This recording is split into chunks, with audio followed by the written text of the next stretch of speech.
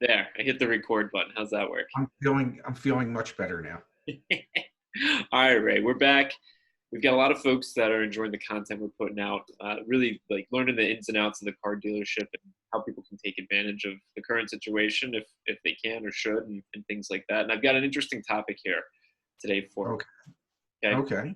Yeah. One of the things that you taught me early on is that there's a lot of lingo and a lot of not necessarily slang, but just terms you need to know when you're going into a car dealership if you want to, know what you're talking about, right? Auto dealership specific terms Yeah. and verbiage. Yeah. Yeah. Okay. Yeah. Yeah, and Yeah. I heard you, over the years at Friday night dinners, you'd come home real late, and you might be talking about the front end of a deal or something like that. And I Uh-huh. started to learn what those things were, and I thought today let's walk through a few of those kind of key terms, so that when you're going into the dealership, or because of coronavirus, you're calling or emailing the dealership, you can understand what you're talking about. How's that sound? I think that's great. We can give, since people can't actually go into the dealership, we can give them a virtual uh, sense of what it is. Exactly, exactly. And I'll treat them nastily if they ask any questions. That's a good point. If you have any questions, put them in the comments below. Ray and I are going through it every day, every hour. We're making sure that we're getting back to you. So if you have questions about the dealership, Ray's got 43 years of experience. I got like 6 months. You add it together, we've got 43 and a half years of experience, on average 21 years. So put your comments below, and we'll be sure to get back to you. And Your math is really, really pretty bad. well, 40, I mean, 43 and a half, 21 and a half. I wasn't going to round up to 22. You know what I mean? Okay, but 21 and an eighth, 21.8. 21 and three-fourths, which would mean that I started in the car business at 3 years old, which is impressive. Actually, I believe it might have happened in the womb. I I think I started talking car terms to you through your mother's belly. That explains why you and mom had a lot of issues, but that's actually a totally different video. We'll It break is. We can do that another day. right. First term. Let's actually talk about front end and back end. So let's Okay. explain to the audience, when you're working a deal, and if you ever hear a salesperson say front end or back end, what does that actually mean? Well, the front end profit on a car deal is the profit made at the sale. Okay, so whatever, if the MSRP of the car is $25,000 and you've negotiated the price down to 22.5, that's front end that you're talking about, and maybe the dealer paid 22,000 for the car, so there might be a $500 front end profit. The back end of a car deal is what takes place in the finance office, where the customer has the opportunity to look at things like extended warranties, tire and wheel protection, dent and ding protection, things like that, paint and interior protection. That's the back end, the profit that the dealer might make on the markup of the loan rate, where the dealer might buy the money for 1.9% and sell it for 2.9%. That's the back end. So the front end is what actually happens in the sale of the car, and the back end is what happens when you're in the finance department and you're doing the paperwork to complete the transaction. Yeah, and I like to think of it, once I fully understood the front end versus the back end, everything that happens before you're in the F&I manager's office, that's the front end. Yes. In the F&I manager's office, that's the back end. And Yes. we have a guide on our website, yourautoadvocate.com/guides, and we go in and we talk about, I think in particular, there's a line in one of our guides about, a good F&I manager is like gold, because if you can upsell and cross sell, that's where dealerships can really make a lot of money, is on the back end of a deal, right? It's not necessarily on the front end on a $25,000 MSRP car. I think you wrote about this, Ray. You said it's like, it could be as low as the margin in the MSRP is 2% or 3%. And That then is correct. never actually sells a car for MSRP, right? It happens rarely, and usually when it does, there's quite the celebration. Yeah, because everyone has access to, the internet, with the exception of my uncle, your brother, who does not. Yes. Okay, but most people have access to the internet, and they're looking up the MSRP, and then they're negotiating below it. So on the front end of a deal, dealers aren't making much profit, but then on the back end, they can. That is where profit for dealerships has shifted to. And I know in your publicly traded companies, that's a big deal, how much your finance and insurance average per vehicle is. Yeah. Really good stores might average 2,000 per car. I know dealerships like to average at least a minimum of 1,000 on the back end. The good ones are doing between 1,250 and 1,500 per car. And then on the Yeah, that's where the profit is in the deal. It because dealers are faced with stiff competition to sell cars and to get people to pick them as their dealership of choice. They compete on price. They encourage your participation as a customer based on the price that they have advertised.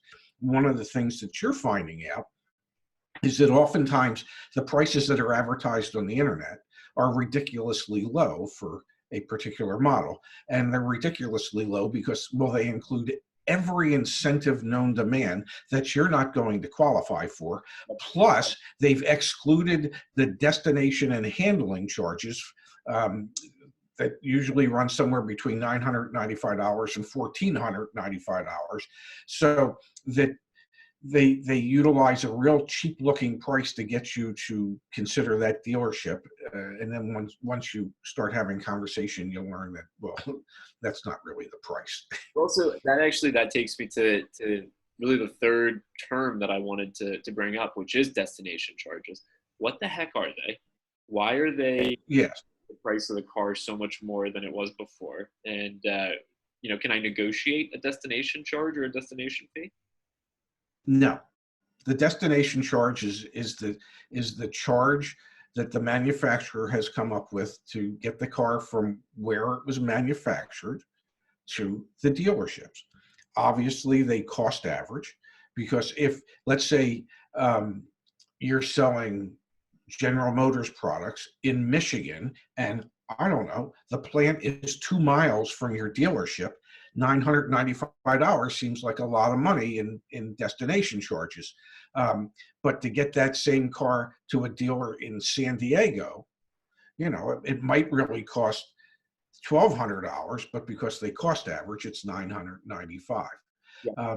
That is on every Monroney label. Exactly. It has the base MSRP of the car plus options, and then a final line item before the total MSRP will be destination and handling. Yep. And that's on every car. Yep. And that's not something that's negotiable, because on the dealer invoice, guess what there appears? Destination and handling for the same exact amount of money that's on the Monroney label. It's a cost. So yep. you can't negotiate that. And it definitely is one of those things that you're on your local Ford dealer's website and you see this incredible price online, and then you go and you finally get your out the door price, which will be the next thing that I want to talk about with you. And Okay. How the heck did we add a couple $1,000s back onto that incredible price? Well, it's the incentives you don't qualify for. It's the destination charge, and it's also the dock fee, which is the final term that I'll want to address with you. So Ray, if you can, share with us the dock fee and the out the door price and how this all comes together. So if I'm walking into the dealership, I can understand what these words mean. Not a problem. The dock fee or documentary fee is what dealerships charge. It's really a profit center for the dealership. In Maryland, when I was working in Maryland, it was capped at $200. In a lot of states, there are no caps on it. So as we've seen dock fees as high as $799. And that's just pure profit. The way I always explained it to customers when they'd ask, well, what's it for? Because think about it, when you get a mortgage, you're paying back a mortgage for 15 years or 30 years or whatever it is. But, for whatever reason, there's this loan origination fee.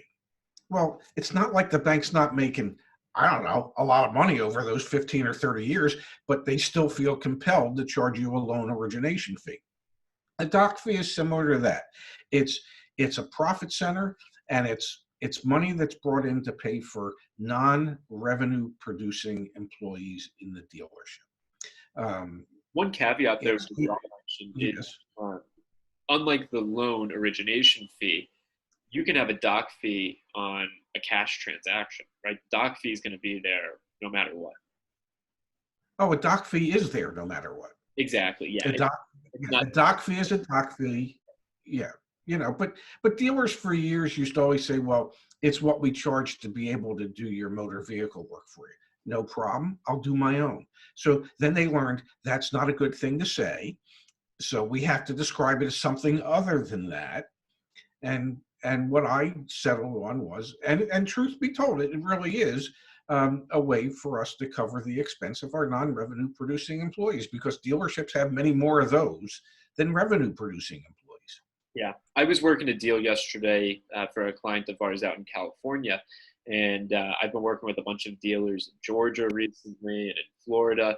And their doc fees, and in Virginia, have been that $799 amount. And this was a one price negotiation free dealership in California I was dealing with. And I said to the sales manager, I said, so we can't even negotiate on the doc fee? Like, we can't knock that off? And he said, Zach, our doc fee is $85. And I'm like, oh shit, I've been dealing with so many people where it's $800. My apologies. Like, so it is different from state to state. It is, and some states like California cap what the doc fee can be, because they recognize that it's really a fictitious fee that dealers are using as an additional profit center to offset selling the cars for such a cheap price. And then one of the caveats even to that statement is, but they can't get rid of it, because it would be opening up to a lawsuit if they discounted a doc fee from one customer to another. So instead, if you're negotiating a car deal, what do you do?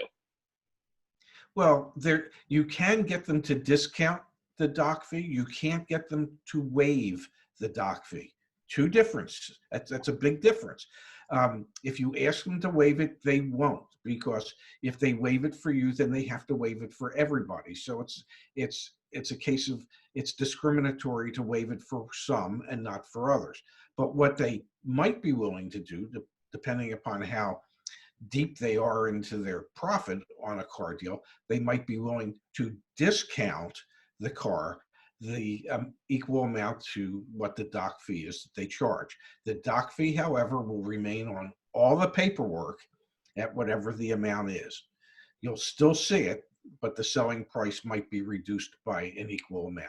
Yeah, which brings us to our last term to be familiar with and comfortable with using, in a sentence at the dealership, with that out the door price, because it ties in with everything we've talked about leading up to this, right? The destination charge, the doc fee, the front end, the back end. So what is the out the door price? The out the door price is exactly what it sounds like. It's the price that you're going to have to stroke a check for if you're paying cash for the vehicle, or it's the amount that's going to be financed less any customer cash down payment or rebates. So the out the door price is the agreed upon selling price after the discount, plus the doc fee, plus sales taxes, plus title and registration fees, and any other state mandated fees or city or county fees. For instance, on every new car, there's a $5 fee for what's called a tire tax. And that was brought about many years ago to help dispose of old used tires. And every car gets charged $5. Every new car gets charged $5 for the tire tax, $1.25 per tire. But when you take into account that 17 million new and cars and light trucks get sold, I'm not. I'm not good at math, but you're poor at math.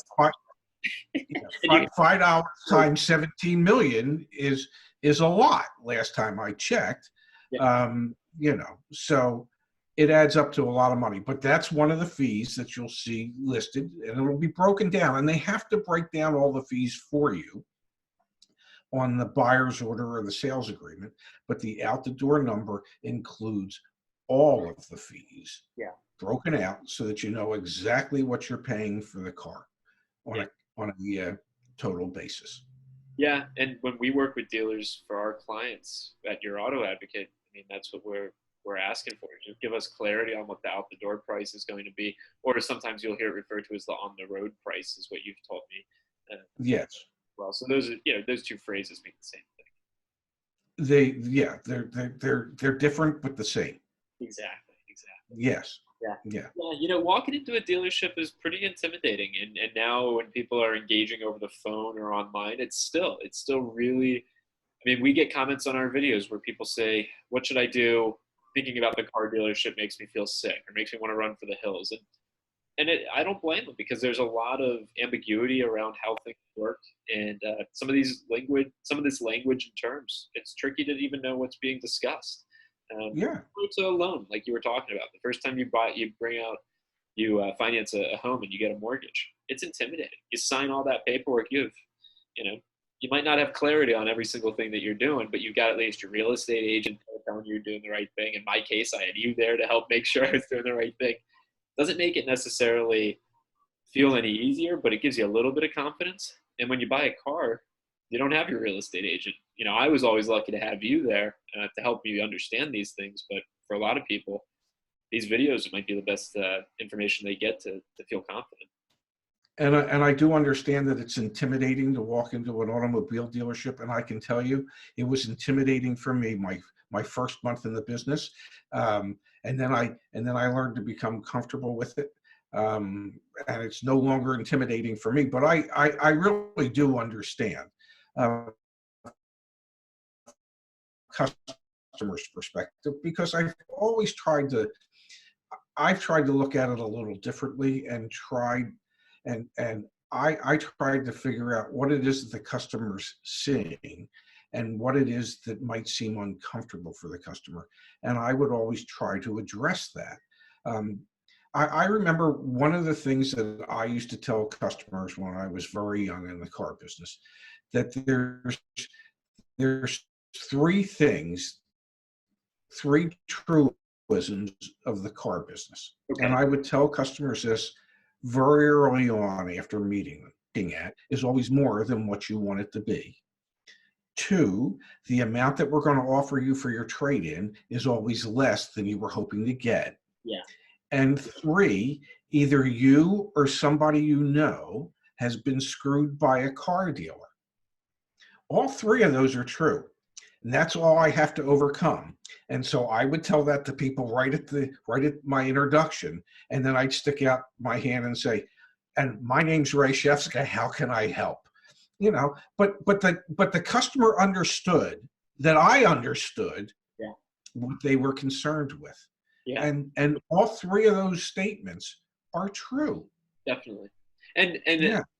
we do have a video on the channel, one of our first videos, where I think it's 42 years in the car business explained in 7 minutes, and it was where I just filmed you and I asked you to just talk about how you started in the business. So if you're new to the channel, if you're watching these videos, you find it useful, I'll link to that video in the description below. Definitely take a look and watch that. You'll get to understand where Ray's coming from, where I'm coming from, and we're here to help. So yeah, we really appreciate your viewership, and yeah, leave comments below and we'll be sure to address them. And if we don't, we'll pretend we did.